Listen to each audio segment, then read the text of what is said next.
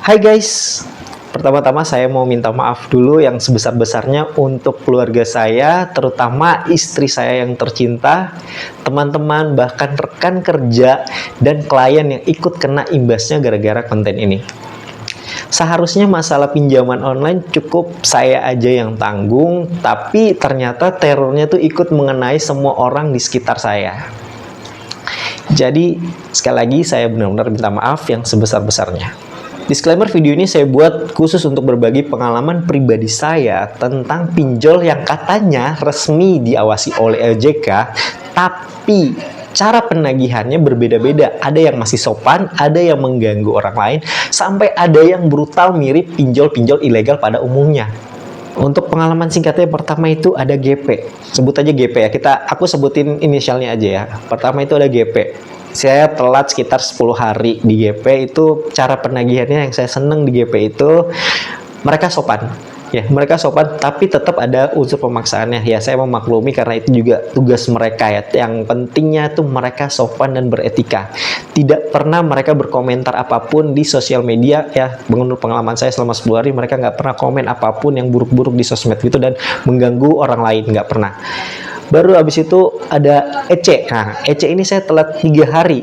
Tetap kooperatif, dia balas WA dan lain-lainnya, tapi mereka sudah menghubungi orang-orang terdekat saya. Mereka mulai menghubungi ketika setelah 3 hari, mereka mulai menghubungi orang-orang terdekat saya, istri saya, dan yang lain nggak tahu siapa aja. Yang terakhir ini AK nih, yang pengalaman paling berkesan saya ini di AK ini. Saya telat 8 hari di AK. AK ini yang paling brutal menurut saya. Dia sampai komen di semua sosial media saya, dia sampai ancam-ancam saya lewat WA, telepon saya, segala macam. Tiap hari nggak berhenti dia menelponin terus data keluarga saya disebar, bahkan foto anak saya pun dijadikan profile picture si penagih. Gila nggak tuh? Atau maksudnya apa gitu ya kan? Sampai mereka tuh neror tengah malam gitu, tengah malam jam 12 malam itu mereka masih teleponin. Buset deh, gue bilang. Terus sampai bukan hanya saya aja yang telepon, tapi keluarga juga, teman juga, klien pun, saya pun diteror semuanya. Ini benar-benar gila sih nih AK ini.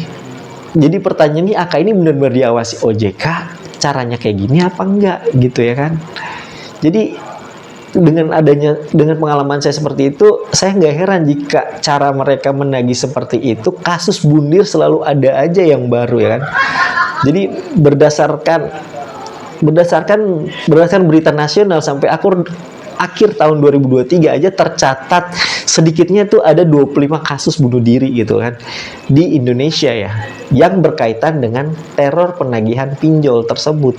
Gara-gara itu kan banyak korban yang depresi karena data mereka disebar, dipermalukan, bahkan diteror tanpa henti seperti yang saya alami. Mereka menyerang mental gitu loh. Intinya sih, kalau teman-teman udah terlanjur pinjol, terlanjur sudah ambil pinjaman dan kalian tersendat pembayarannya, hadapin aja, jangan lari, jangan pernah emosi, tenang ya kan, hadapi aja, terus simpen semua bukti, chat, telepon, komentar di sosmed, apapun itu. Jika udah sangat meresahkan, laporkan ke OJK atau AFPI, Kominfo, dan polisi kalau ada ancaman ya. Cari bantuan hukum atau konsultan supaya tidak sendirian.